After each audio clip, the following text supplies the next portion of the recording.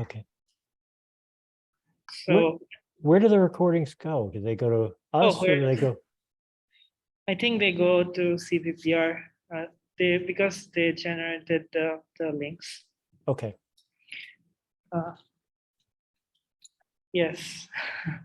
Good. Yeah, because some people were asking. I think some of the people from Europe and India were asking if they could. Of course, they're going to bed now, so could they see some of the later talks? Right. Yeah. Yeah. I think. Yeah. So we didn't create the Zoom link from our account. So yeah.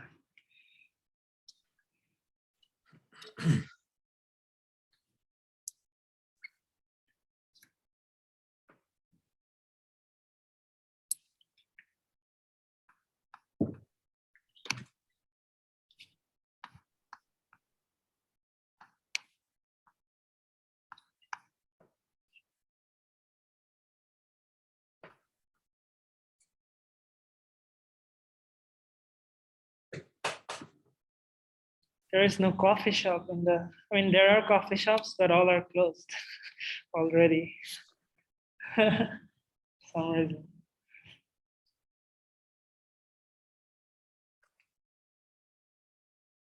Conference doesn't have a big coffee station. But they do have a lot of coffee stations. Oh, that's what's closed. Yeah. Yeah. All right. So it's for welcome all in person and attending via Zoom to the last session. We have Bruno Olsson, Professor Olsson from UC Berkeley, and he will talk about robust and efficient probabilistic inference in sparse coding networks. So Bruno, you can take it from here. Okay, thanks a lot. And you can hear me okay? Yes. Great. Well, thanks, Hirak, and others for organizing and putting this together, and also for having me. I got a lot of the talks this morning, and I apologize for not being able to participate in the discussion. A lot of interesting points came up. I was tuning in, but this being Father's Day, I was driving my father to church, but tuning in. And so anyways, maybe we can revisit some of those things later at the end of this discussion later too. But yeah, so I'd like to tell you about some of our recent work on sparse coding, which is a model of how visual information is encoded in the primary visual cortex. And specifically these properties of robustness and how to do probabilistic inference efficiently. And this is something I think we've made some recent inroads on. And it's mainly the work of my students, Dylan Payton, who worked on the work I'll be telling you about on robustness to adversarial perturbations, and Michael Fang, who's a student who developed this model for doing a probabilistic sampling in the model. So since, hold on, okay. One of the advantages of going later in the program is that you can sort of, in the context of other things that preceded you. So there was a lot of talk in the morning about feedback and recurrent networks in the brain and so forth. And so I wanted to begin by just kind of giving you a feel for why feedback is probably so important in the cortex. And I think this is a property that's just not really been captured yet in any artificial neural network out there yet.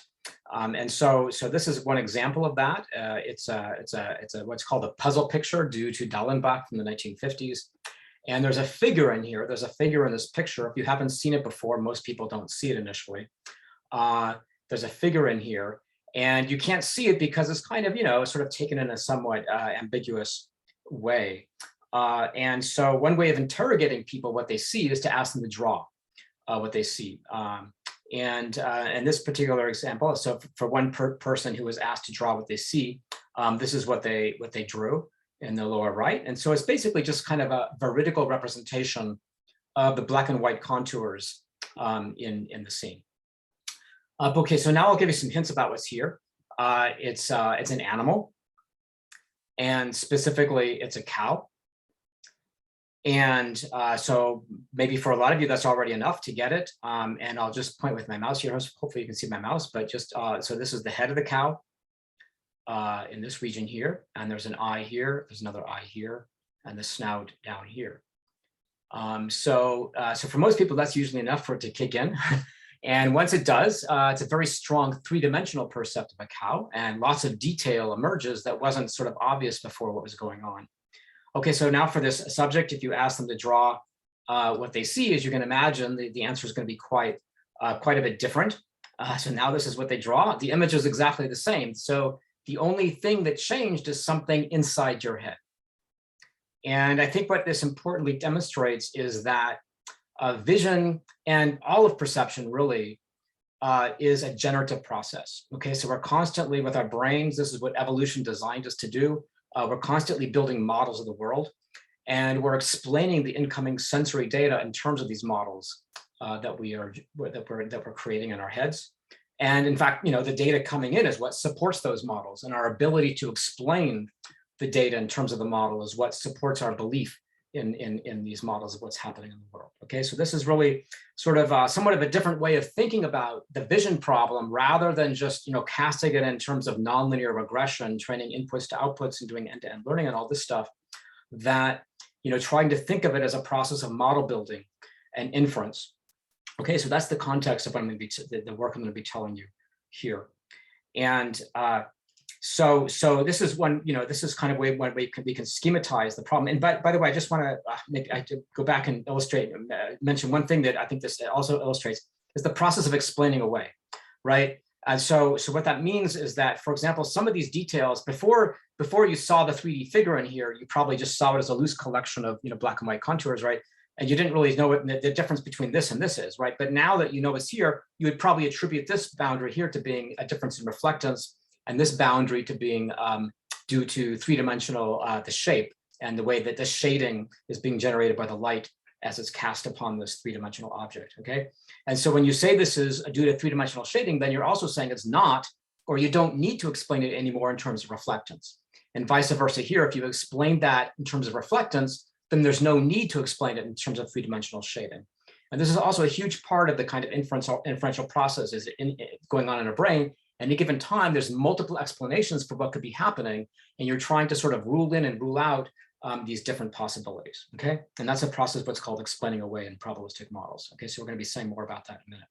Okay, so this is one way of schematizing what's happening is we have the world on the left side, electromagnetic waves that are being focused by the lens onto the back of the eye, creating this image in the back of the retina, which we just heard about in the previous talk, and a whole array of photoreceptors sampling this image. And so the job of the brain then is to try to interpret all these pixel values coming in essentially from the retina, and to try to build some kind of internal model of what it thinks is going on in the world. How do we do that? How do we approach this mathematically? Okay, so the answer for many of us is using the framework of Bayesian inference. Okay, this is not my idea. This is kind of a model idea that's been sort of propagated in the field now for many decades actually.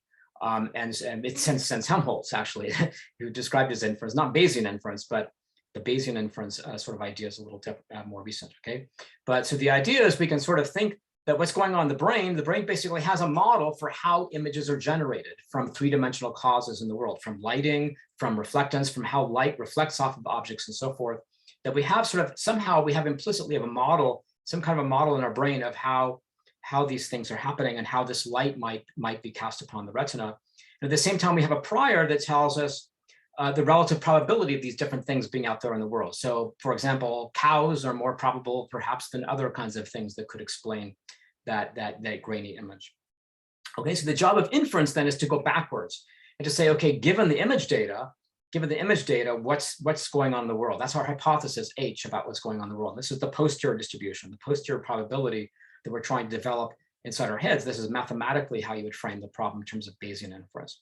And what's interesting about this inferential process in terms of these graphical models is that even when you formulate the model as a generative model going from right to left, so the model is generating the data, okay, the inferential process inevitably involves this bidirectional flow of information where you have information propagating within layers of representation and between levels of representation. This is just something that unavoidably emerges from the process of inference in these Bayesian models, in the causal generative models. Okay, and so of course, the hypothesis is that maybe these bidirectional flows of activity are what recurrent connections are doing in the brain, horizontal recurrent connections within levels of represented areas and bidirectional connections between levels of representation in the brain. Okay, so that's the overall kind of thesis I'm going to push here. And so how do we sort of drill down on that and make it more specific in terms of the visual cortex? Well, this is an insight that Horace Barlow had many years ago, and from a combination of just looking at the activity in cortex, in which you see activity is fairly silent. Only a small fraction of neurons seem to be firing at any given instance, and also just looking at the dimensionality of the representation. So this is an important anatomical fact of the input layer of cortex. So layer 4 is the input layer. You could sort of think of that as like the first layer of your neural network here. That's being indicated by this bar here. And you can just see from this diagram that the number of neurons in the input layer in cortex receiving information from the LGN, which is in turn relaying information from the retina, is vastly greater. So you have many more neurons here in the input layer of cortex than you do wires coming in, or these are, you could sort of, again, like these are pixels coming in or wires coming in from the LGN. This is the grain of that representation. Okay, so it's not doing dimensionality reduction by any means, right? That's what the retina is very good at doing. It has, in the retina, by contrast, we have a bottleneck. We're trying to take the information from many cones and funnel it into many fewer retinal ganglion cells. Here's the exact opposite. We're taking relatively few retinal ganglion cell fibers and we're vastly expanding that into a higher dimensional space. Okay, so Barlow reasoned that maybe what we're doing then is taking the input data and carving it up into a feature space, and we're making it very sparse. So these neurons here are very choosy, and only a small handful are going to be firing depending on whether the patterns coming in from the input in any given moment in time match what that neuron is selected for. Okay, so that's the idea that Barlow proposed many years ago. And together with David Field in the 90s, we developed this model, the sparse coding model, which is basically a linear generative model of this process, what sort of hypothesis for how V1 might be processing images. So the idea is that, so what maybe V1 is trying to do is form a very simple generative model. It doesn't have sort of models of cows and faces and 3D shapes and stuff. It's just modeling images in terms of a simple dictionary of shape features, two-dimensional shape features, the so-called Gabor functions, right? So that's what it's trying to do, is fit this model to the incoming data at a given point in time. Then how, if you just sort of work out how inference happens that model, so we can impose sparsity through a prior over these coefficients A sub I, that makes them sparse. This is just the linear generative model of the images. And so when we work all that out and compute a posterior distribution over these coefficients, that leads you to this following minimization problem down here. And when you flesh that as a neural circuit, it leads you to this bidirectional flow of activity among these units. So in other words, it's saying it's not enough to simply, for each of these units, compute the inner product of its feature with the image and then send it to a threshold. That's not enough. You must necessarily talk to it. There has to be this communication between units to form the right representation of the image in terms of this model. And so that's illustrated here in terms of this neural circuit. This is something we call LCA, or the locally competitive algorithm that I developed with Chris Rozelle a while back. And so this is a recurrent neural circuit. It's recurrent inhibition. So each of these units is computing the inner product between its dictionary element, this phi sub I, and the image. And then that's fed into a threshold. And then it's also getting inhibited by the outputs of all these other units. And it feeds that basically the result of that process, the inner product here plus the inhibition from its neighbors to that threshold, and that's resulting activity, that coefficient. And so basically what you're doing, these are the dynamics over here. It's exactly the same as a hop field net, by the way. And it's very simple dynamics, linear leaky integrator being driven by the feed forward projection and getting inhibition from its neighbors, and then going through a thresholding function G. This little g is the thresholding function. So these dynamics solve this minimization problem, okay, for doing Bayesian inference on the image. Again, in terms of a very simple dictionary of features. Okay, so that's the proposal, is you have this very large population of neurons. This is showing a learned population of features, a dictionary for a 16 by 16 pixel image patch. So each neuron is a different patch here, what it's selective to. the pattern that it's trying to find in the image, or it's trying to explain the image in terms of these patterns. And now if you give it a 16 by 16 image patch over here as input, and just compute linear projections. So in other words, if you just compute the inner product between the image and each of those dictionary elements I just showed you, this is what you get. So each pixel here is just showing the resulting inner product for each of those patches we just looked at. Okay, so you can see that's not particularly sparse actually.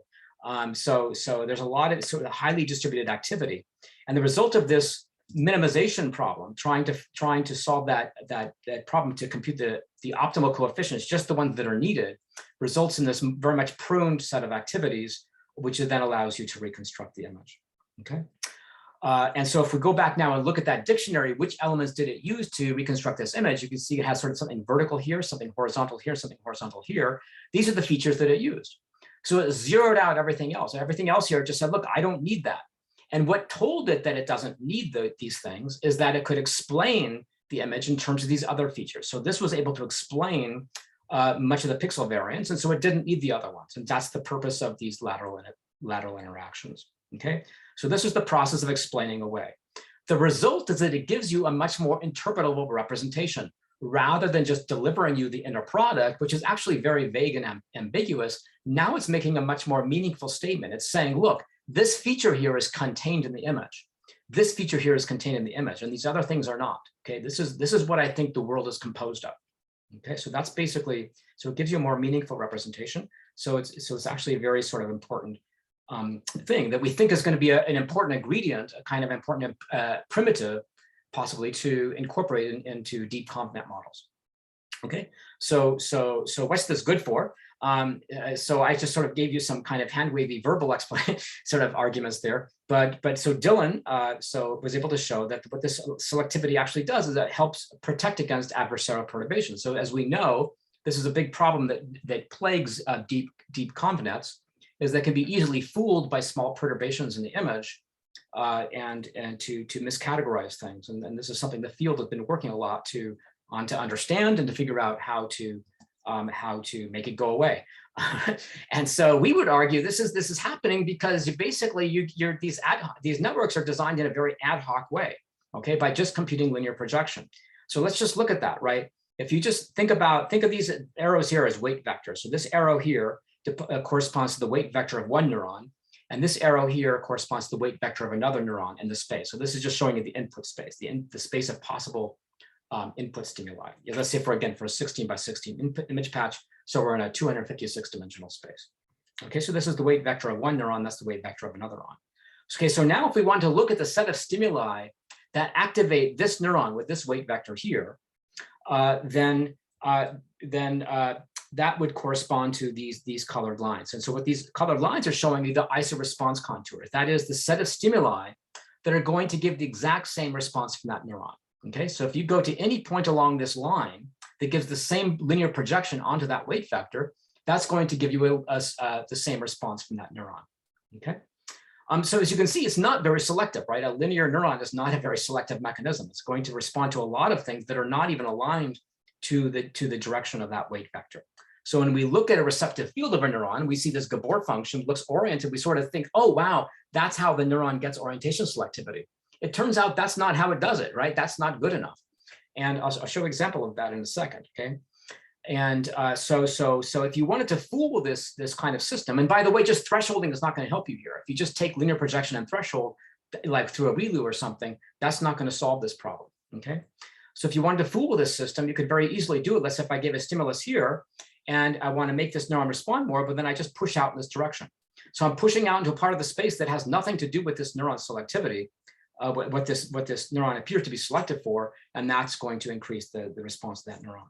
Okay, by contrast, when you do this process of explaining away through the sparse coding model, when you actually solve this inference problem, when you cast vision perception as an inference problem, even in the context of V1, I'm thinking about these neurons with these dictionaries, this is what it does. It basically curves these isoresponse contours. Why is it doing this? Well, if again, let's just consider these two neurons, right?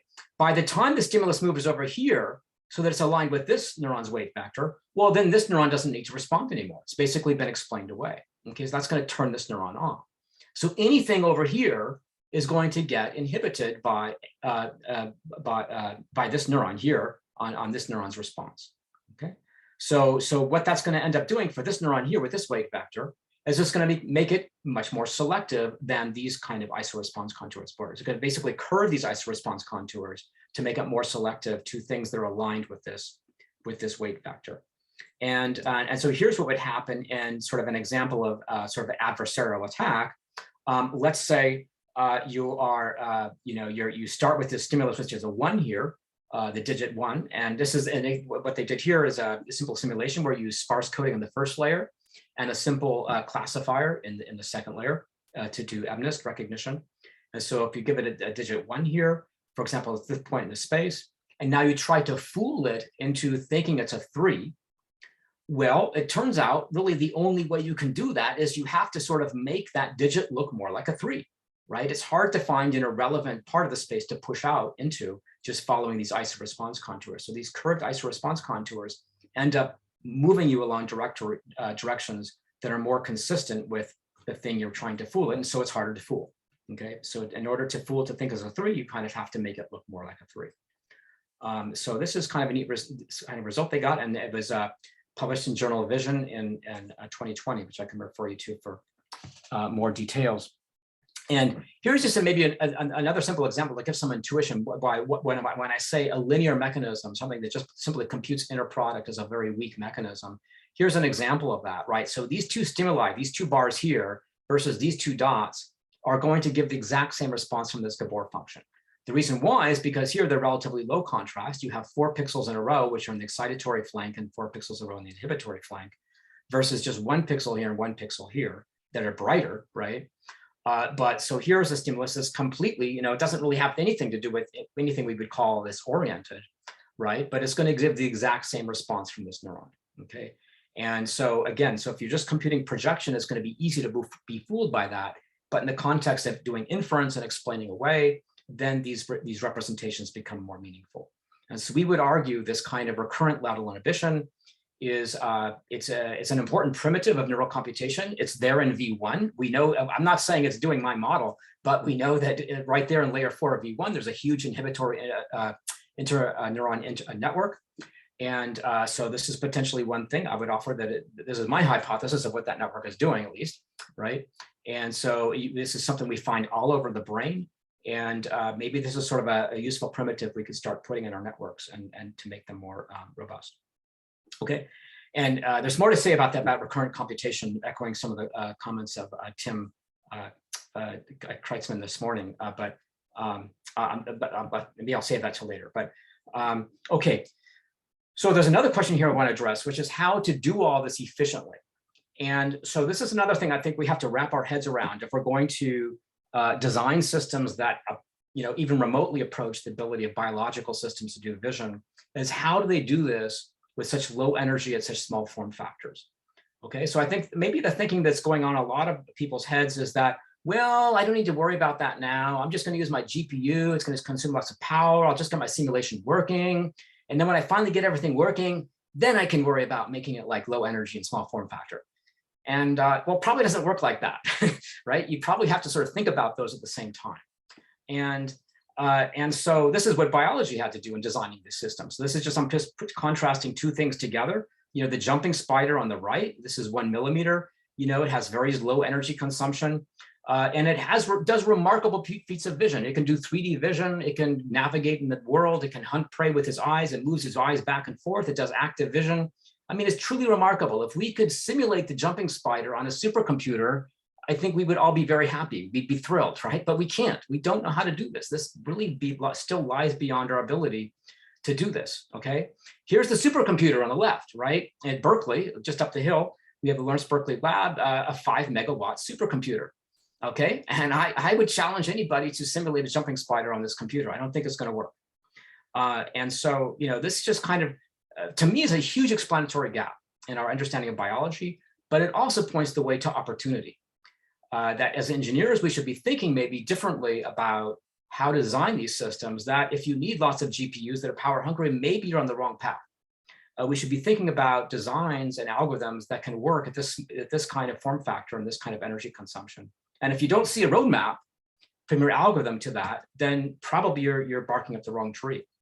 And so some hints for that, what, how to design these systems is in terms of, these biological principles. There's this beautiful book that came out recently from Peter Sterling and Simon Laughlin. I'd like to point everybody to. This is really sort of like an engineer's handbook for how to design things at low energy and form factor in terms of what the brain is doing. So they're really unraveling and revealing a lot of these principles that the brain is using very specifically. This looks like a very general list, but what they do in this book is they go into very specific examples and retinal circuits in the cerebellum, you name it, all over the brain, and sort of revealing how neural circuits are trading off SNR, signal to noise ratio, with volume, with speed, with power, and so forth requirements in the brain. So it's really, I think, an eye-opening read. And so going back to this thing, so I'm sort of proposing that the brain is doing probabilistic inference. Well, how are we going to do that efficiently? And again, I think one of the important things to remember here is that we actually want to represent a posterior distribution. So in what I just showed you with the sparse coding model, it's actually not representing the whole distribution. It's just finding one point of that distribution. It's going to the maximum. It's finding the most probable explanation. But that's rarely what we really want to do in these probabilistic models. Usually what we want to be able to do is sample or somehow represent these multimodal distributions, okay, multiple hypotheses and their different probabilities simultaneously. And so over the past, looks like, maybe almost 2 decades, there's been this kind of, body of work emerging, starting with this work by Patrick Hoyer and Apo Huverinen, where we're proposing this idea that maybe this neural variability, this what appears to be noise in the brain, these apparent stochasticity responses in the brain, maybe that's part of a strategy for sampling from probability distributions. Okay, so see, these are a lot of the papers so this is not my novel idea, but we've just sort of advanced this idea more recently in terms of the model of sparse coding. And so I'm running out of time, so I think I'm going to probably just zip ahead and give you well, this is not ahead, but I'm just going to maybe end with this point here. This is really the key idea, is that if you represent a probability distribution as a Boltzmann distribution, for example, if you have some like these posterior I'm talking about over the coefficient values, if you can represent that as e to some energy function, then what you want to do, what we're doing right now in sparse coding is we're finding the minimum energy state. Okay, we're just going to this point here. But what we really want to do is sample here. And what's kind of remarkable, so there's this thing called Langevin dynamics, and what it says is that if you want to sample from this distribution, then what you should do is not just gradient descent. So the way we're doing it now is not unlike this. It's very close to doing gradient descent, that LCA, okay? It's not exactly gradient descent, but it's very close to this, okay? So we could design analog hardware, not, other people have actually. We could design efficient analog hardware that computes this very efficiently. People have implemented on Luigi as well. That's not analog, but people have implemented this on Luigi, okay? So we could design hardware that does this very well. But this is what's really remarkable. It says, well, look, if you want to actually sample from that distribution, then just do what you've already do what you're already doing, and just add noise. Okay, so this is just amazing, right? It's kind of mind blowing. So when I sort of learned about this stuff, and so it's saying, look, just build circuits that do this. If you already have a circuit that does this, then just simply inject noise into it, Gaussian IID noise. Okay. And you will be sampling from this distribution. This is actually what you want to do. You don't actually want to go to the bottom and stay here. You actually want to sample from that distribution. Okay. And so this recent paper we have from our group, and that I just gave the reference earlier. So it's the work by Michael Fang. It's going to be coming out in neurocomputation shortly. I'm sorry I don't have time to go put too much detail in it here, obviously. But what this allows us to do now for the first time is learn parameters of the prior in the sparse coding model that we weren't able to do before, okay? So like that parameter lambda that goes in front of the cost function, usually that's a parameter we specify in advance and we just hold it there. Now we can learn that parameter, we can learn the size of the dictionary. So usually the size of the dictionary is something we have to specify a priori, and we just go with that. So here's what's being shown is you can learn the size of the dictionary. So if you give it a large dictionary and it doesn't want to use all those elements, then they just go to 0. Okay, so this is what happens if you can actually sample from the posterior, then it allows you to fit all these other aspects of the model that normally we've had to hold fixed because all we're doing is computing the posterior maximum.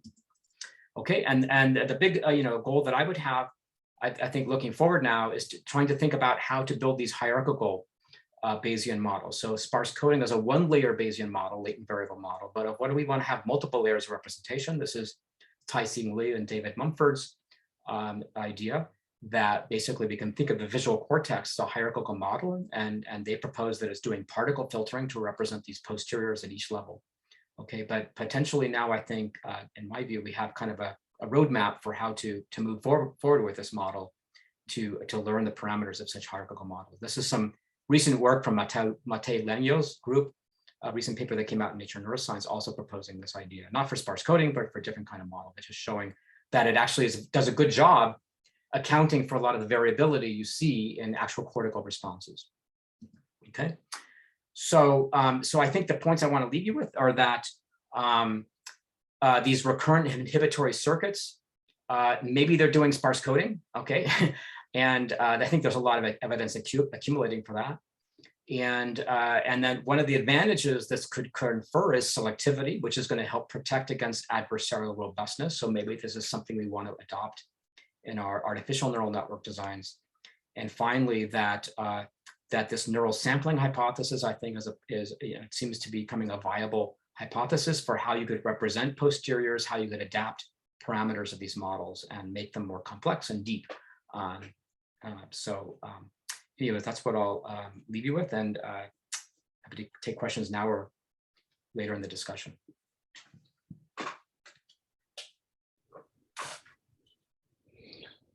Hi, okay, I think I got a question.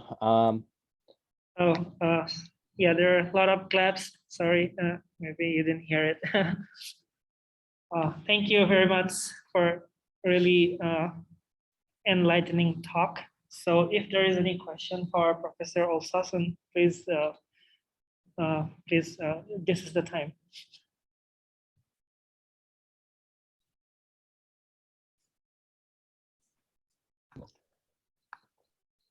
Yeah, I think I got a question.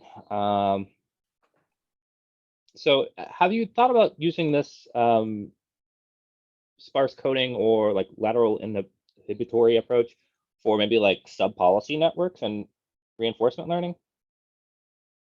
Wait, was the first name sub-policy network? Yeah, like maybe like a sub-policy network. Oh boy, I'm not familiar with enough with that to say, but it sounds like an interesting idea. I'm sorry, I don't. Yeah, I hadn't thought about that. Okay. Okay. This is really interesting work, though. Cool. I guess I'm gonna go get that book. What's your thinking about how that might be useful? Yeah, I'm thinking about how that might be useful for, I guess applying this idea to like creating a generative model for pieces of an image to kind of extending that to like pieces of like motion or things like that. Absolutely. I mean, I think you could, everything I presented here was for static images. We're very much thinking about dynamic image sequences, learning motion this way, and those kinds of things as well. Yeah.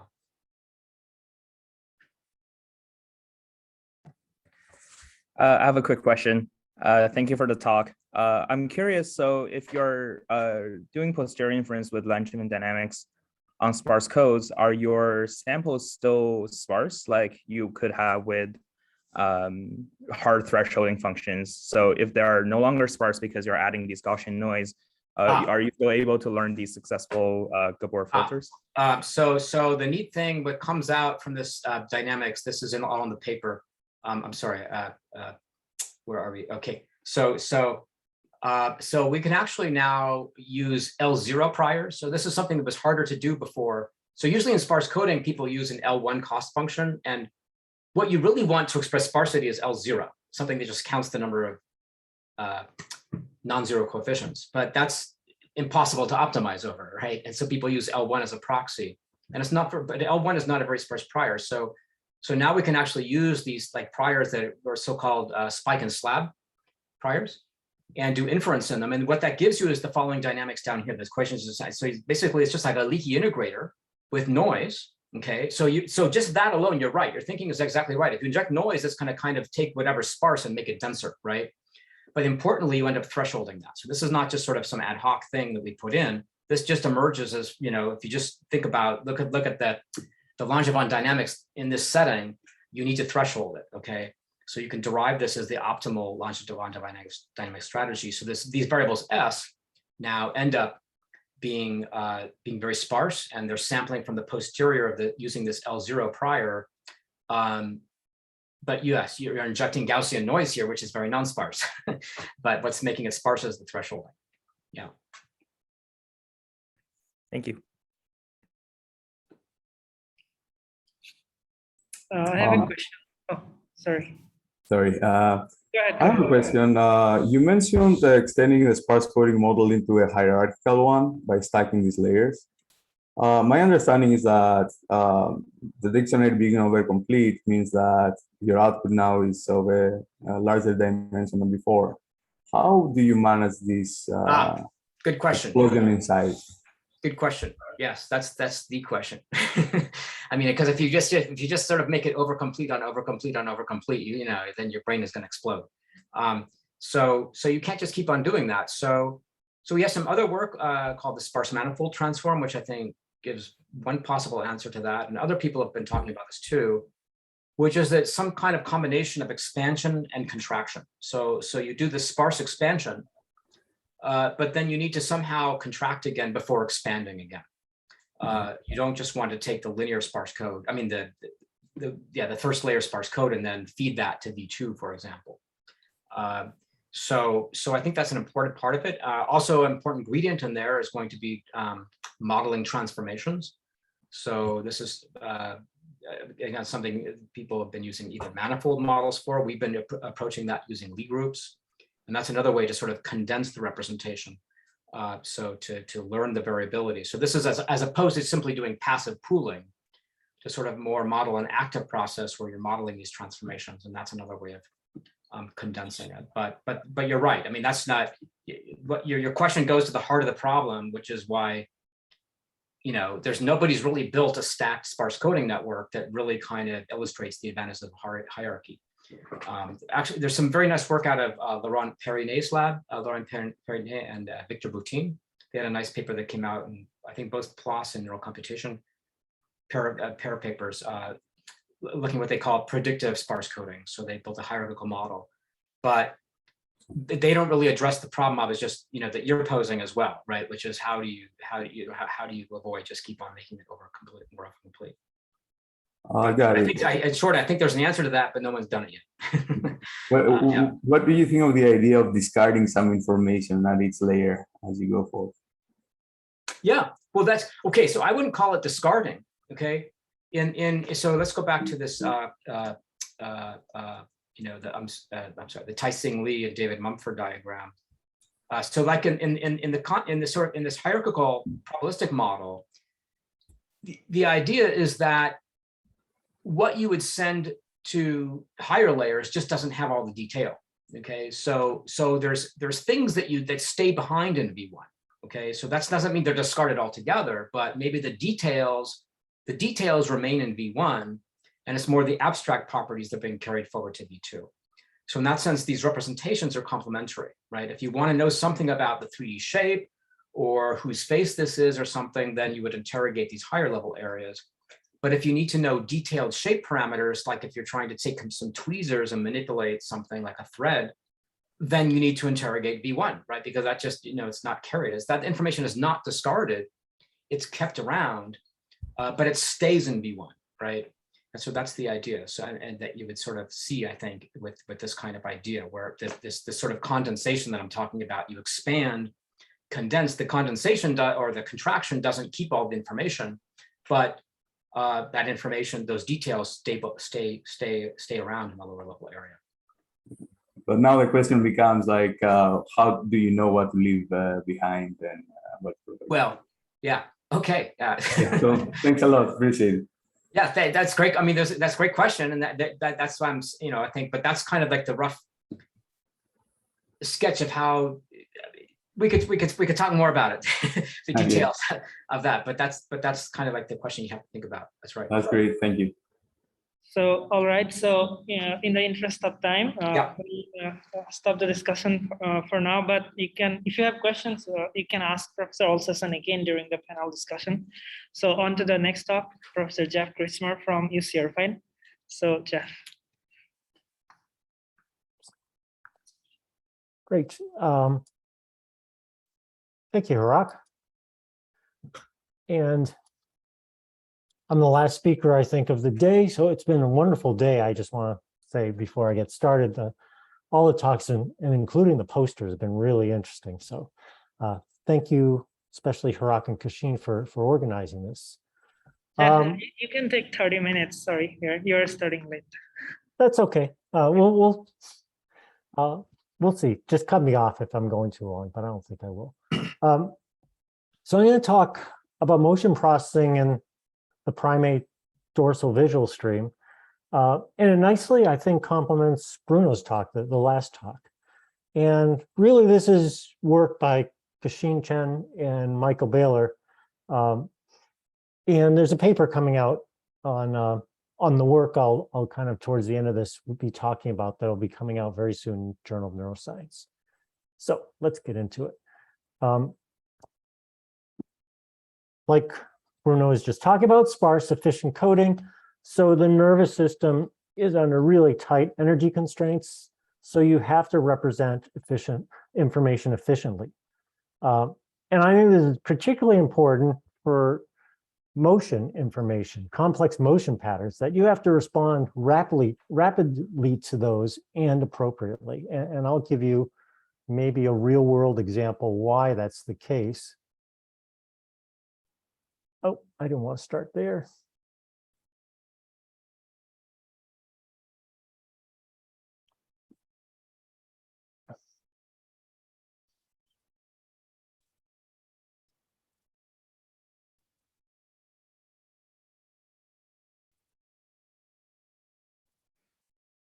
So if you're being chased by dinosaurs, you really have to process the motion so you can avoid things. And there's tons of motion, not only the dinosaurs themselves, but your own.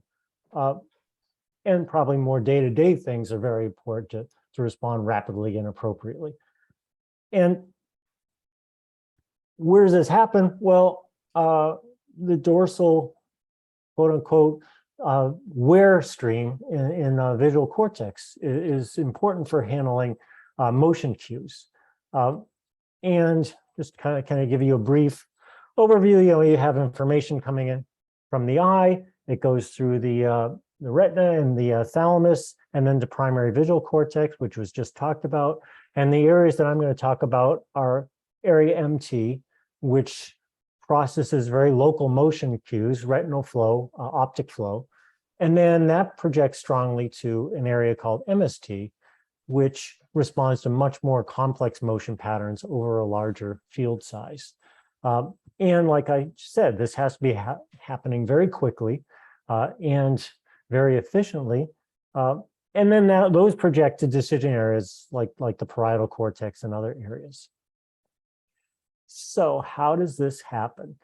And I don't know if dinosaurs, I very much doubt, given what I know about dinosaur neuroanatomy, that it has a visual cortex, but I'm sure the dinosaurs had to have something, a homologue to this to actually process motion information quickly, given their behaviors in Jurassic Park. Okay, so two ideas that come out of this to reduce the amount of processing and energy are sparse coding and also dimensionality reduction. So if you had a completely sparse code, it'd be local. And you'd have these things like grandmother cells, but you wouldn't get much reuse out of this. It could only encode represent one thing. If you have a dense code, you're utilizing a lot of neural activity.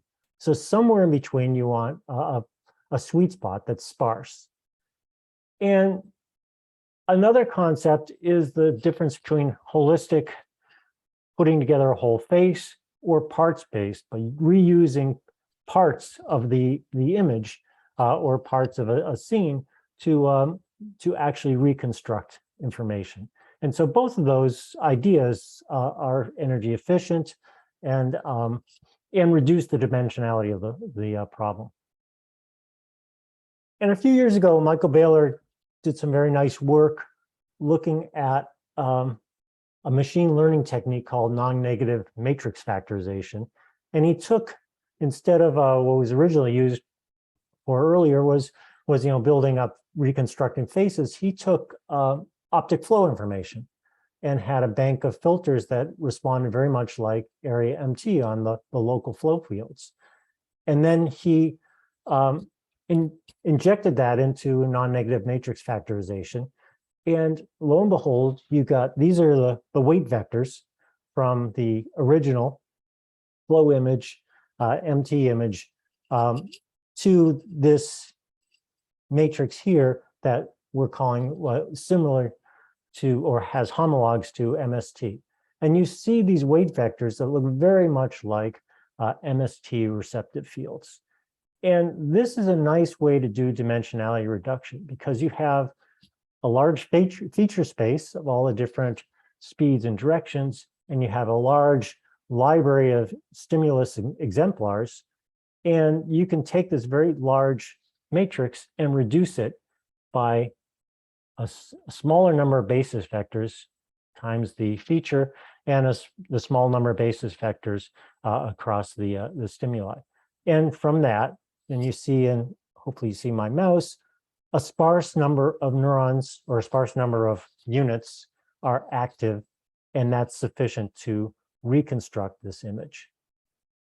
So this kind of gave us an idea that if MST has these complex responses that fall out of this, enforcing this dimensionality reduction technique for machine learning, that maybe that's something that the brain is doing. But at this stage, it remained to be shown how you could do this in something like a neurobiological circuit with something that is more biologically plausible to do the equivalent of this non-negative sparse coding. And this is where Kaxin Chen actually took this idea and made it more biologically plausible. So she implemented a spiking neural network model, and she evolved the spike time independent plasticity and homeostasis parameters. And I'll explain exactly what those are if you're not familiar in a moment. But let's just look at the kind of overall architecture. So you have, again, flow patterns, and you have a bunch of MT neurons that have different directional tuning and speed tuning, just like real MT neurons. And these are now spiking neurons. And they project with plasticity to an excitatory inhibitory area that we're calling MSTD. And from the weights here, we can reconstruct, or we can get a pattern that initially will not be like the original pattern, but what we can do is use an evolutionary algorithm to have a fitness function, and the fitness is how close the output here, the prediction, matches the original flow pattern, actually the original activity of MT to that flow pattern, okay? And this is a very large, can be a very large weight matrix. So rather than evolving the individual weights, which would take a long time and be a hard optimization problem, we optimized the learning rule. And there's a theoretical reason for that, but I'll get to that later on. So what we optimized, or she optimized, was the parameters for STDP, which if you know STDP, if you have the presynaptic activity before the postsynaptic activity, you get LTP. If you have the opposite order, then you have LTD, long-term depression, long-term potentiation, long-term depression. And what dictates how much potentiation or depression you get is the amplitude of this curve and the time constant of this curve. It starts to fall off if those two events are further away in time. And then there's, for the depression part, there's a amplitude for the minus part of the depression, and a time constant for that. So for each projection, there were 4 parameters. And we have found that STDP on its own has stability issues. So we and others have added homeostasis kind of function, in our case, synaptic scaling, that pushes the weights, overall weights of a projection to a target firing rate for the postsynaptic neuron. All right, and that's what I'm calling STDP-H. And to give you some details of what was done, we took a spiking neural network. We were evolving those parameters. So, and we had 50 separate instances or individuals. So we had to run this in parallel on a simulator called CarlSim. And we generated a whole bunch of flow fields and randomly held out some for validation and did sort of like Monte Carlo as you go through different generations. And I won't go into the details of this. We can talk about it later if you want specifics, but there were only 19 parameters per individual that you had to search for the ideal values of, and it ran for 30 generations. And we used a form called evolutionary strategy that we can talk about a little later.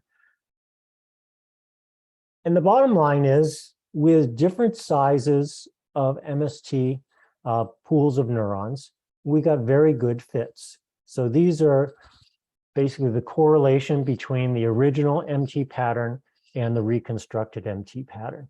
And the B equals 64 means there were 64 neurons in the MST population. And you could see correlation values that are very high once you get beyond like a small network of 16. And then on the right, you see the learned or evolved STDP parameters. And if you know anything about STDP, this has a very biologically plausible shape as well, where you have a larger area under the depression and a fairly tight time constant of the drop off, especially for the potentiation of how quickly it goes down. And then also if there was STDP on the inhibitory connections and the signs of the curve are flipped, which makes sense also biologically. So the bottom line is, under all these cases, it seemed to converge to similar solutions of these STDP parameters. And I'm not showing it, but also the homeostasis parameter firing rates. So we got good fits. This is just a representative example to show you what comes out of it. So you have the original pattern, you have the MT to MST connection weights, and you see these complex patterns that are spirals, that are translation, that are expansion, very similar to what you see in recordings in MST. And you see the activity to reconstruct which neurons would be active. And this is an example with 64 MST neurons. And that's a fairly sparse code actually to reconstruct the original input. And we did look at the sparseness. So we looked at, I just showed you an example of a population sparsity with the different size MST populations. And also there's lifetime sparsity, shows good lifetime sparsity as you get to more and more neurons, but not too many, that over all the stimuli that are presented to it, you get a subset of neurons, the neurons only firing for a subset of stimuli. So both population and lifetime sparsity come out of this, emerge out of this model. And after the model was trained and tested, then we gave it data sets from actual studies where they recorded from this brain area, MST.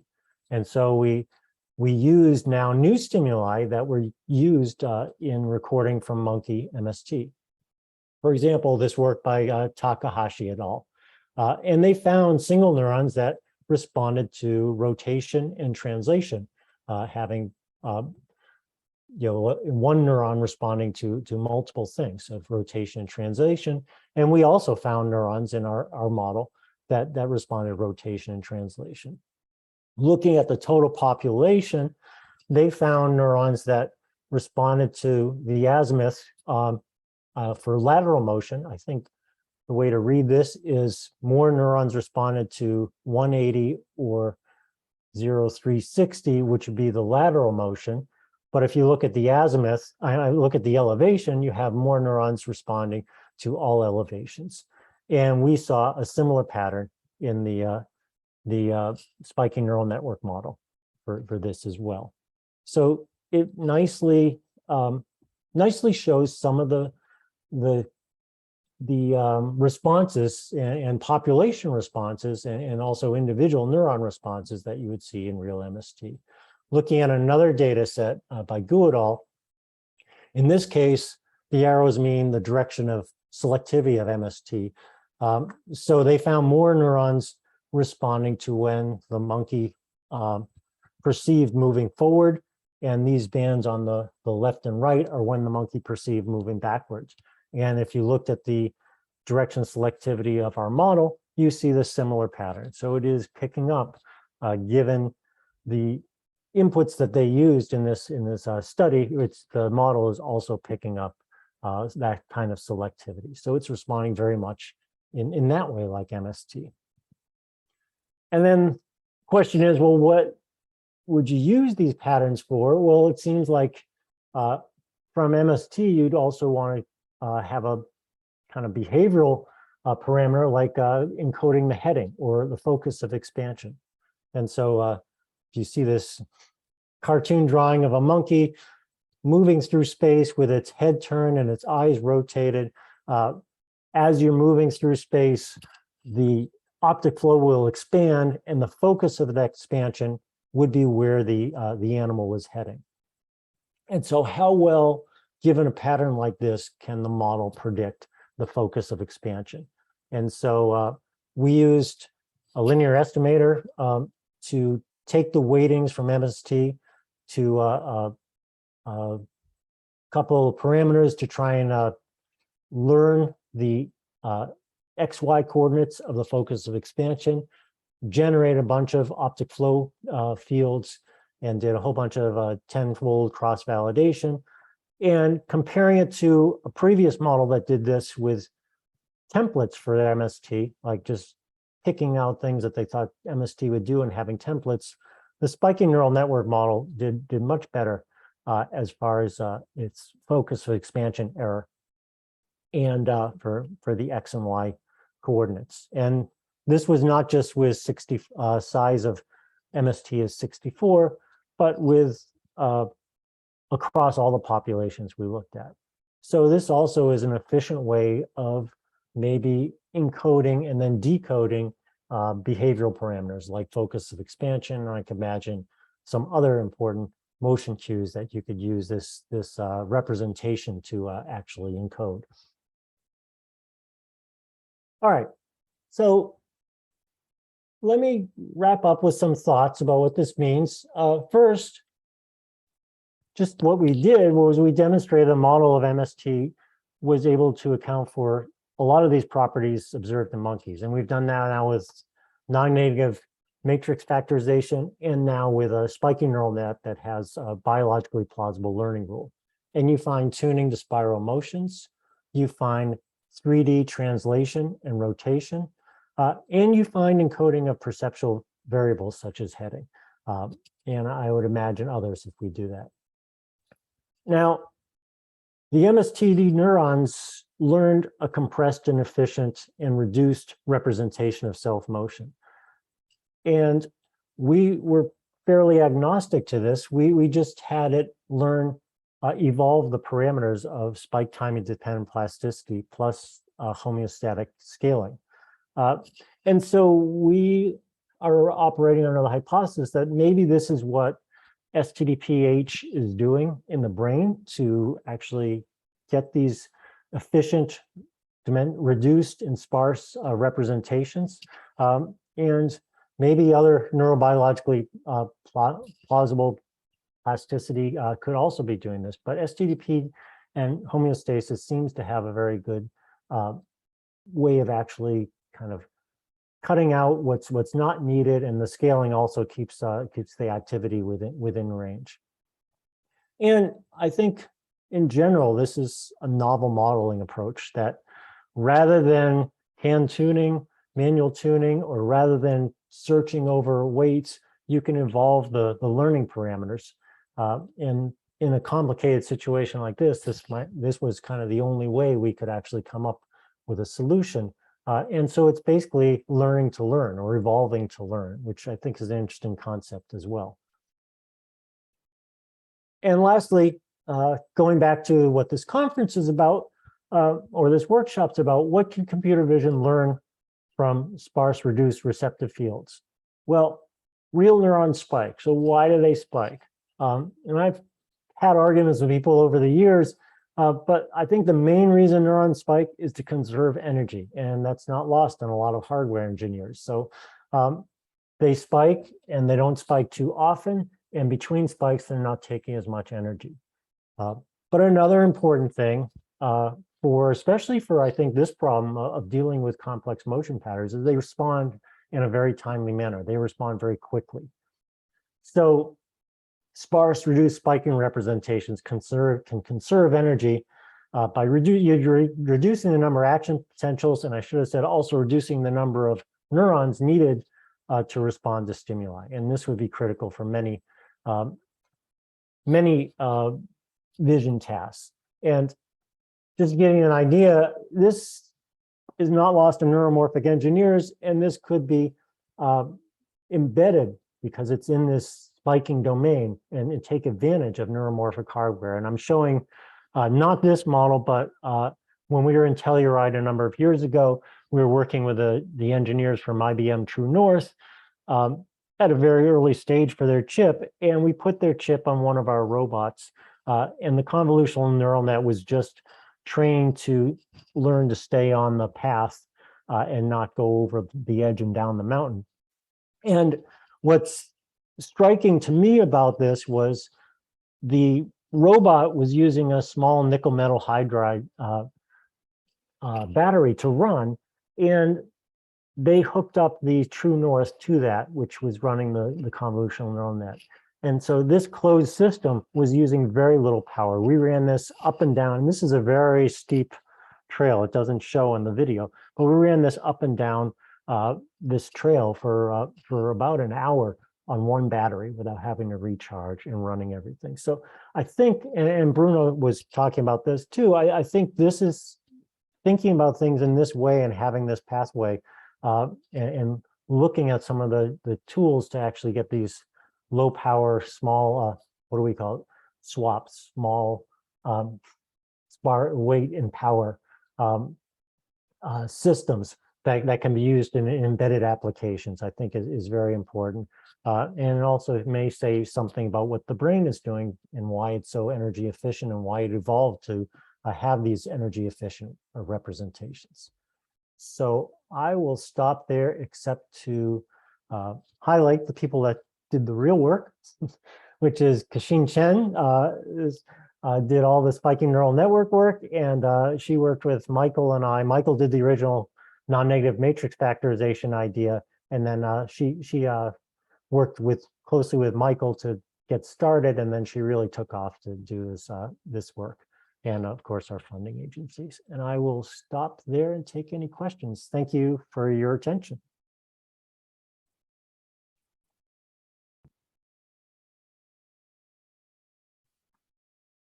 Thank you, Jeff. That was a great talk. Is there any question? Yes, I have a question. Okay. Yeah, hello, Jeff. Yeah, the very last talk. I like you use the motion processing in MSTD and a spiking network as an example to study some general principle. So actually, my question is a little bit beyond what you have talked in your talk. So I noticed that you cite the Takahashi's result, and I also know like MSTD is not just a visual area, but it also multisensory area. It could use the visual and the vestibular input to do the motion processing. And I know in his work, he found some neurons, which show opposite preference of the rotation. So I'm wondering whether you have some thoughts about this result, or your network model is able to explain that. Yeah, I have thoughts, and our network model cannot explain that, but that's actually a very important point. MST is multimodal, so it is getting vestibular information. We didn't have vestibular information to put into this model, but that is extremely important for the problem too, because you imagine while you're moving through space, you're also getting vestibular information. And sometimes it was either Takahashi or it was another study. There's very few studies that can do this. Sometimes you can confound that, where your visual motion is not actually the same as your actually body motion, and you get interesting results. So that is something I would like to build in, especially if we did embed this model on a system that was moving through space, like a robot or a drone. I think that'd be a very important cue to take into consideration. Yeah. Okay, thank you. Can I expand on that, if you don't mind, Jeff? Sure. As I know, so in Greg DeAngelis and Dora Angelaki's lab, they're still studying that. And one idea is that these neurons with opposite preferences, visual versus vestibular, could help you with flow parsing to kind of disambiguate which flow is from your own motion and which flow is actually from an object moving independently of you. Yeah. Oh yeah. Thank you. That is a good point. So you're moving, but objects are moving, and so like if you want to disambiguate your own movement from some object that's moving, like that dinosaur, then that might be a way to actually make that calculation. Yeah. Sure. That idea was actually first proposed by Faison and Warren more than a decade ago. Now people are finding the same concept in many different with many different neural data. Flow parsing. It's hard to do. The setup that Michael is talking about, as I recall, is you have a monkey strapped to a chair, seeing a flow field, and the chair is moving. Just back and forth. It's not even that natural. So, because if you're recording from these things, you can't have the tons of movement around, so at least right now. So there's very few groups. That might be one of the only groups that is actually doing this kind of study and getting this information. Although I just saw a couple of days ago some amazing talks on fruit flies, Drosophila. And they are starting to get at some of these things because they can.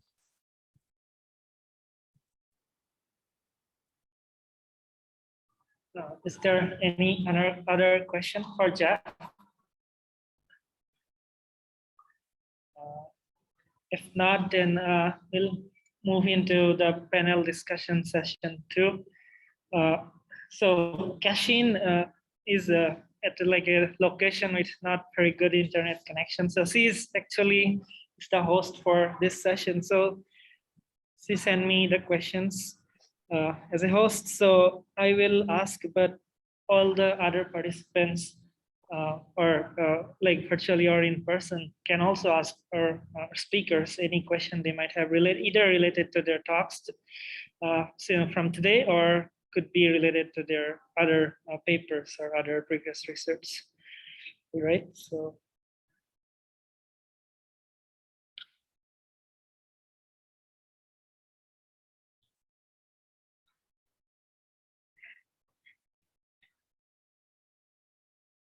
Yeah, so kind of open-ended question, since we have very experienced researchers here, and then in CVPR, we have so many young budding researchers want to pursue your career.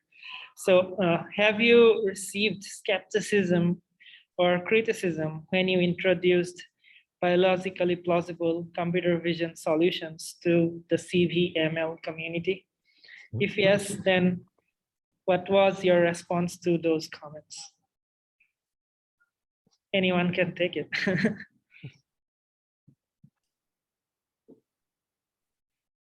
Well, maybe just to Well- clarify, what would the criticism be? Or to the person asking the question, if they can maybe chime in. Well, it's Yeah. a tough sell. I know what Harat is talking about. There are some that some people sometimes, especially because I've gone more to the IEEE meetings, that aren't as interested in the biologically plausible ideas unless it shows something that they can use, which is a very much an engineering kind of point of view, which I totally understand. So one thing is to show an advantage. That gets tricky because the benchmarks for some of these systems are so optimized and done over and over again. It's hard to squeeze out something. So my advice and my approach is to try and find a new angle that someone hasn't looked at. That could be another direction that you could go, because you aren't going to compete like getting another percentage of a percentage point on ImageNet or something like that. But you might be able to show that, like what Bruno was showing, with the sparse coding, or some of the other talks showing things like motor reference, copy or attention or saliency kind of effects could actually improve in a different way. So that's sort of what my advice is to for that crowd to convince. Then there's the trade-off that you also want to convince the crowd that's the more biological crowd. So then you have to show that you can actually explain and predict something that they couldn't do from their experiments themselves. Let's see, I think, yeah, I think I agree with all that. I know it is a hard sell in terms of trying to solve the problems that a lot of the computer vision community is solving right now. But I guess from my point of view, someone who thinks about biological vision a lot, that from my perception, like the computer vision community has defined vision in their own way as a set of problems that they can solve with existing approaches, right? With existing hardware and things like that. Whereas the real problem of vision, like the thing that animals are solving with their brains, is just this monstrously complex problem that no one is even close to really understanding. So, I mean, that's the reason why I'm like doing these models, right? I'm trying to figure out the brains problem. And so yeah, I mean, these models that we're kind of pushing on right now, they're maybe not, they look maybe somewhat wimpy for these, for the standard benchmarks, but that's not the problem we're trying to solve. I would say, for our own approaches, we're kind of trying to solve a different problem. So I think it depends on what you're trying to do, and what community you're speaking to, and things like that. Yeah, and I guess like the example you gave in your presentation, the jumping, what is it? Jumping bee? Jumping spider. Yeah, versus the supercomputer. So like that little system is doing so many different things, tasks in machine learning terminology, versus where like in a CVPR paper, most of the time you'll find like a predefined set of tasks. So the skepticism could be the other way too. Like if you think about it in like a full system perspective rather than like specific task perspective. But I think most of the time, like Jeff said, the benchmarks are designed for 1 or 2 tasks, or at least one paper target 1 or 2 tasks. So yeah, so I think the objectives are different, maybe. Yeah, and despite all the progress, and there's been tons of progress in AI and machine learning, it still is not comparable to organisms with a brain or a nervous system. So I still say that working in that realm, you've got a working model that is a path to actually getting what you call a truly intelligent system. And maybe one more thing to add to that is I agree with what Jeff said, that it's hard to convince, and I actually don't think that the work we're going to do is going to add 1% on those benchmark performances, but I think it's the level at which we're contributing ideas. And I think one thing to always keep pointing out is that the most fundamental ideas that really spurred the deep learning revolution came from biological systems, right? And so I think you have to think about the level at which the ideas we're contributing from neuroscience can inform computer vision too. Michael, how do you tackle those questions? Well, I haven't gotten much pushback yet, but just give it some time and it will come. No, I was just thinking there are still, maybe one way to do it is there are still tasks at which the brain excels and that current artificial systems struggle with. And I think we've already heard about a couple of them, maybe in terms of robustness, failure modes, adversarial examples, but also generalizability, learning from small data sets, one-shot learning, zero-shot learning, that the brain is really good at. And I know it's being studied now, but maybe there's more potential to learn from the brain. All right, so yeah, those are, I guess, all good points. Moving on, computer algorithms are usually seen as less biased, while humans have subjective feelings or opinions. Do you see any potential issues with making computer vision algorithms more human-like? If so, that probably means more biased, if more subjective, let's say. If so, what do you think maybe some ways to alleviate the problems?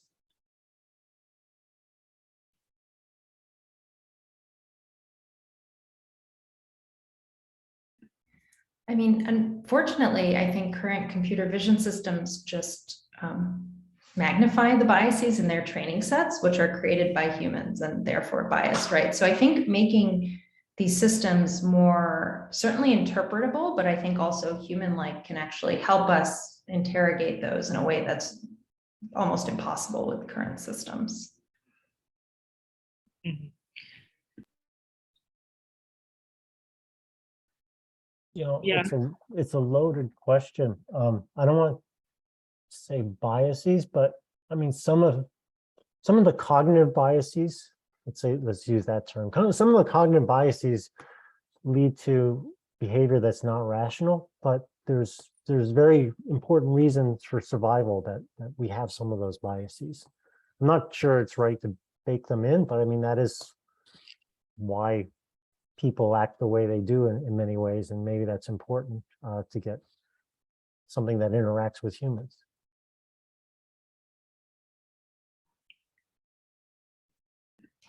Yeah, so in a way, if we are designing an algorithm, some sort of human biasness is already there, right?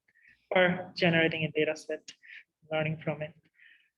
Yeah, I guess another way to build off of what Jeff was saying is another example is visual illusions, right? You probably don't, I mean, it seems kind of silly to put illusions into a computer vision system because those are often examples of how humans are fooled. But I think that those illusions are so interesting because they're illustrative of visual phenomena, right? So even though it kind of seems counterintuitive or like you're making performance worse, I think ultimately those insights will lead to more human-like and therefore better vision systems.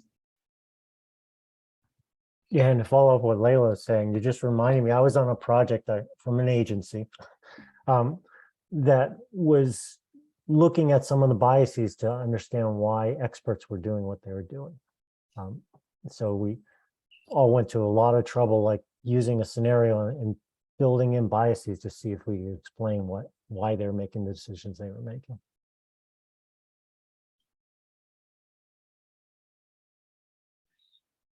Okay, next question. What's your usual thought process when developing a brain-inspired computer vision algorithm? Do biological constraints inform your algorithm design, or do you have an algorithm first, then try to find out whether it fits into, compatible with the biological constraints? What may be the benefits and or issues with either approach. So first, considering the constraints, then do you design the algorithm, or first just design the algorithm, then add constraints which are biologically plausible, and which way is the best? I think Bruno kind of talked about that. Okay, I'll try to chime in on that one. I guess I would say the real problem is to define the problem that you're trying to solve in the first place. And so this is kind of what I was getting at earlier for, so like from the point of view of understanding the brain, then what you want to begin with, I think, is animal behavior. So how do animals use their visual systems? What did evolution design vision to do? And then start thinking about those problems. Those problems turn out to be very different than the ones that the computer vision community is solving, if you look at them really closely.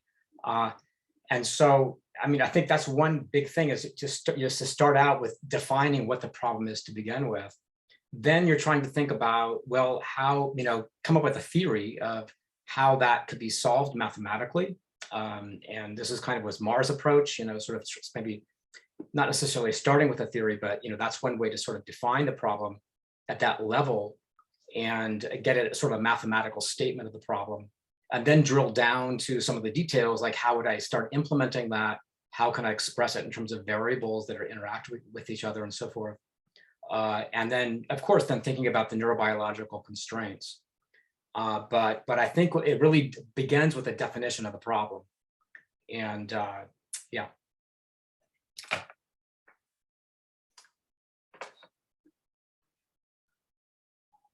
Yeah, anyone else? All of you design biologically plausible algorithms. Well, I do a lot of robotics, so I do kind of exactly what Bruno just said. I say, what's the behavior I want to do? And I'm in this subfield called neurorobotics. So then, all right, so given that behavior, what brain areas are important for getting that behavior? And then I start thinking about the algorithms, but it starts with what's the problem I want to solve. Another way I've looked at it is I'm really interested in this brain area. So what does it seem like this brain area does? What behavior and problem does this brain area seem to be solving? And then I start to build up, a behavioral experiment going that direction, and looking as much as I can, like what are the inputs and outputs and connections and interactions of that part of the brain.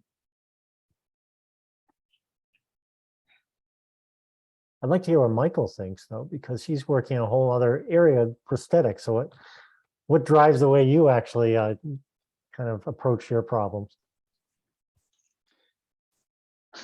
Putting me on the spot. Yeah, it depends. I don't have a one set answer. Often, yeah, let me think of a good example.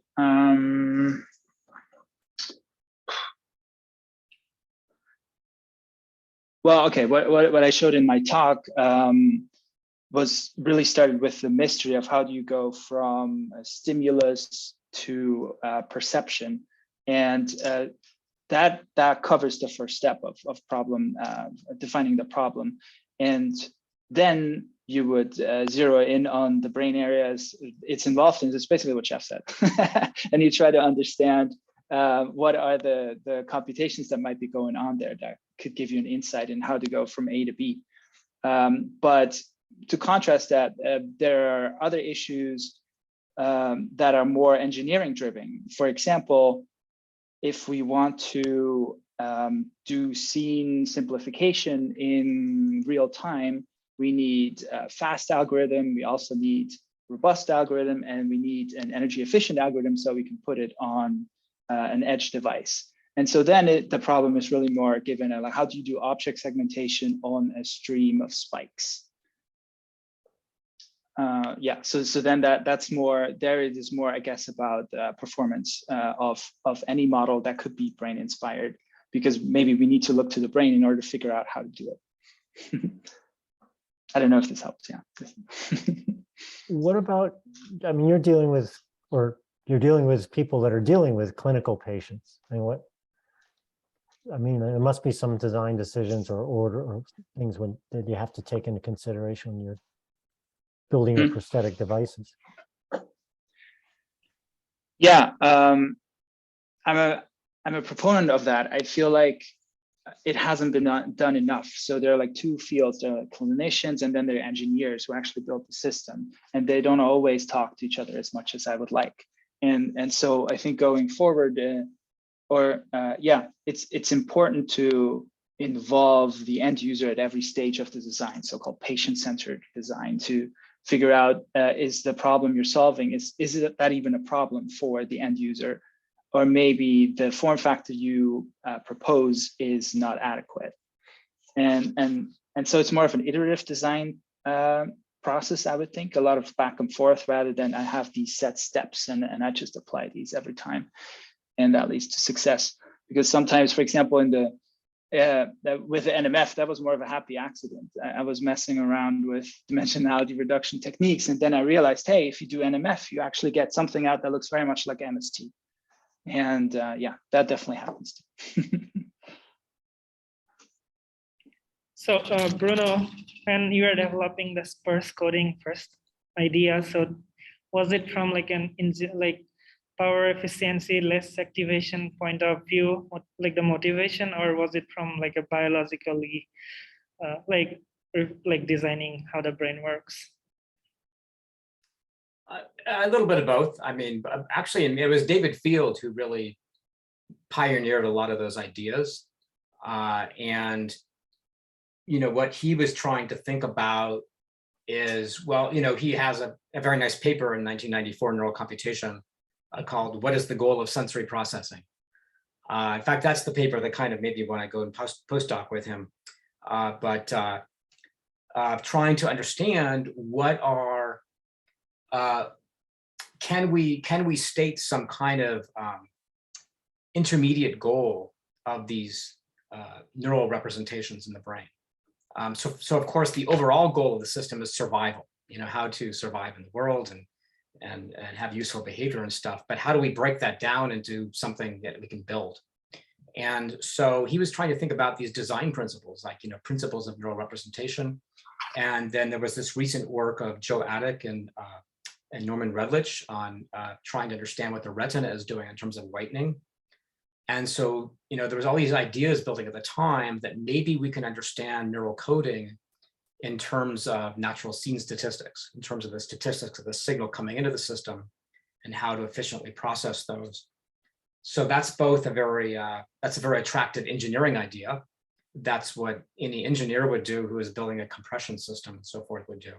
But there seemed to be evidence gathering, you know, at that time that this is something that biological systems are doing as well. I think that was kind of the hook, maybe the sort of the entry point that sort of drew us into that. And I think, you know, maybe, you know, that's to me like maybe one of the most interesting aspects of this work is that when we find problems that we think both brains are solving and engineers either have solved or would like to solve, right? When those align, and then you find that biology and engineers are doing very similar things. For example, in the design of the eye itself, right? The optics of the eye, if you just look at how the optical system is built, the size of the eye and all these different animals, is just like an engineer would build it using optical engineering principles. And so the question is, you know, is it going to be that way for the brain, for the nervous system? And, you know, I think we have a lot of evidence coming out now that it's very much looking like that, you know, in these early stages where we can kind of have a chance of understanding what the goal is. And so I'm hopeful there's going to be more of that, right? And so we're going to learn things from studying the brain that are going to be new technology tools. They're going to be new kinds of computer science principles, new kinds of mathematics coming out of this. And just one final comment I'll make is that, you know, the original McCulloch and Pitts paper, I was just, you know, diving back into that from 1943. It's hard to appreciate at the time, but, you know, in their paper, they have these pictures of logic circuits, you know, so how you could compute the OR function, the AND function using simple neuron models. Those drawings in their paper, those were actually the first logic gates ever. And von Neumann himself was very much inspired by McCulloch and Pitts's work. And that work was sort of pivotal for him in designing the first for the first computing architecture. And so what's kind of neat about that whole story is that McCulloch and Pitzer were thinking about how the brain works, right? It's just sort of like that act of thinking about what is the brain doing. That is an act of discovery in itself, right? It's sort of what I'm not active, but it's sort of a creative. It's a sort of it's something that sort of spurs the creative process, right? And they were able to develop something that was really a pivotal discovery. And so I'm hopeful we're going to have more of those kinds of things and this kind of synthesis between what biology is doing and what technology is doing. So counter to the question at the outset, which has always seemed kind of odd to me, like to receive criticism about, gee, why are you doing biologically inspired approaches? It's like, it's the exact opposite. It's like, oh my God, what else would you be doing? I mean, this is like the best thing you could possibly be doing, right? So I know, yeah, anyways, that's my view on it. Yeah, engineering, like the silicon brain. One maybe last question, almost out of time, to Professor Isik. So do you think, like with the current approach, we will be able, like following the current approach, we'll be able to teach neural networks about context or common sense, like the example you showed? No, but I think I think that there's a lot you can add to current neural networks, like a lot of, like the graph structure, or other sorts of inductive biases, or the things other people have talked about, like iterations on learning rules and things like that, that will get us a lot of the way, but not to full human cognitive reasoning. But I think they'll get us a lot of the way in terms of seeing.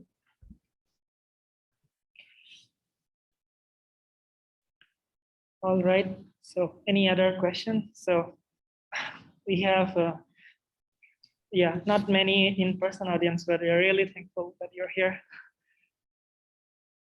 Or any other question from the online attendees? If not, then I guess we can go to the closing ceremony, give the awards. I mean, no one is here, so we'll just name them. Jeff, can you do that? Yeah, I can do it if you want. So the judges went through the posters and picked two. There was agreement across all the judges for two posters. So we're going to give out two awards. The first one goes to poster ID 4, Neuromorphic Foveation Applied to Semantic Segmentation by Anomaly and colleagues. And the second award goes to poster ID number 5, Learning Hierarchical Temporal Representations via Dynamic Predictive Coding by Preston Zhang and colleagues. And yes, congratulations. Actually, I went to as many posters as I could, and I looked at the lightning talks ahead of time and today, and they were all really good. So, so thank you. Thank you, everyone, for your contributions. And you awardees, you'll be hearing from me with your award, which would be, I guess the easiest thing to do is electronic gift card is what we decided. And do you want to say anything else, Farak, or you want me to close? Maybe one last reminder is that there is actually a follow-up. There will be a follow-up special issue in the Journal of Biological Cybernetics. So it will be on the same theme as this workshop. So submission is open and will end on September 30. I hope all of you attending here can contribute. And yeah, with articles or any capacity. So I think that's all. And any other. Let me say one last thing is the whole idea of this workshop, I think came originally from Harak, and he's worked really hard on this, and then Kashin got really excited about it, and the two of them not only got the amazing cast of invitee speakers, but they also found the right venue to have this, and then all the work that went into the planning and executing of this. I think you guys did a great job. And so thank you for that, first of all.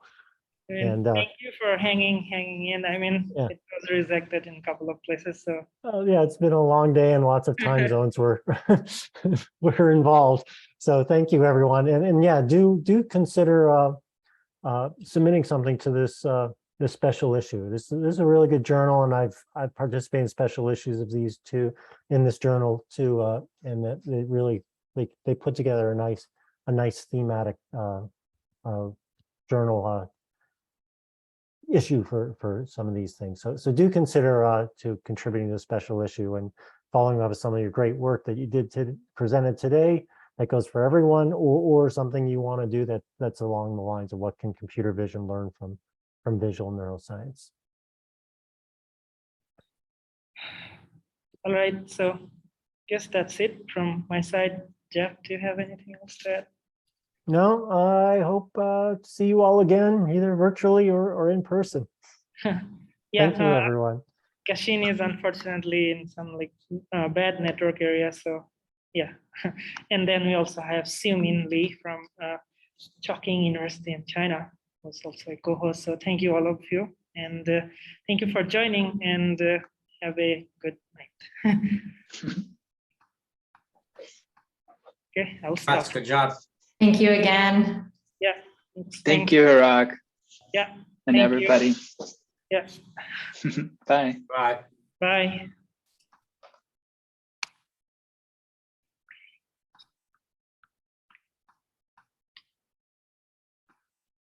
It's over.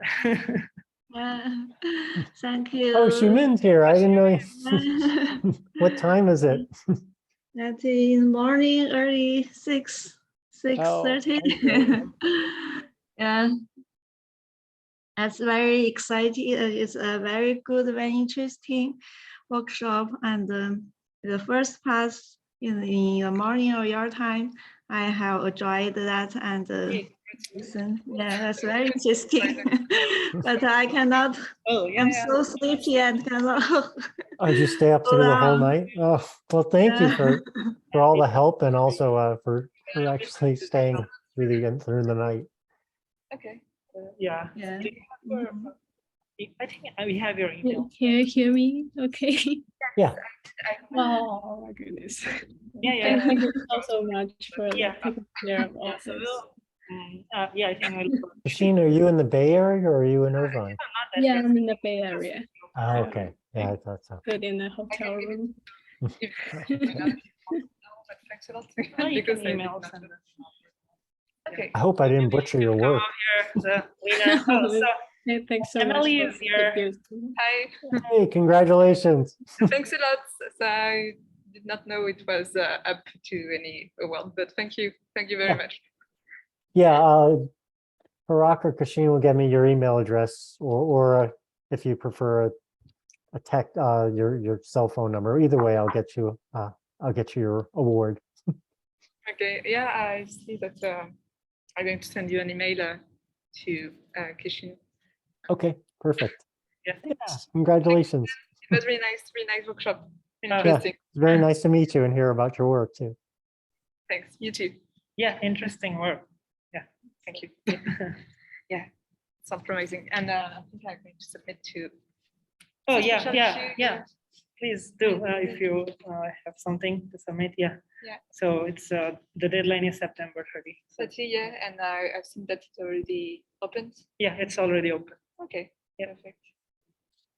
Thanks. Okay. Yeah. Thanks again. Yeah. Have a nice evening. Yeah, you do. Yeah, have fun in New Orleans. Thank you. Bye. Bye. Bye.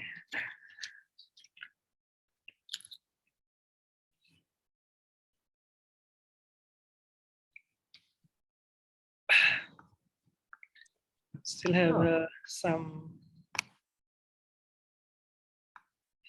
participants, but I think they're not active. Oh, okay. How many people were in the room? How many people were in the room? Oh, how many were? I think in the last session, almost 40 Oh, okay, Oh, good, wow, good. good. But I think it can fit in about 500 people. Probably written. Well, I guess you had good social distancing then. Yeah. Yeah, that's true. Because during the Get Early session, everyone was right here, like they're just talking from here. Yeah. And many people didn't even show up on the Get Early posters, like the presenters. Yeah, I know. I had some that I really wanted to look at to evaluate, but they weren't there. But I mean, Gatherly was kind of confusing at the beginning. It's so different than Gather, which is the other one I've used. Oh, yeah. And yeah, that made our job easier, like fewer places Yeah. to. Okay. I guess All right, that's well, it. have fun. Thank you, everyone. Yeah. Thank See you. you. Yeah. See you. Bye-bye. See you. Bye. See you. Bye-bye. Bye, Shannon. Yeah. Okay. Oh, so the recording, I guess. Oh.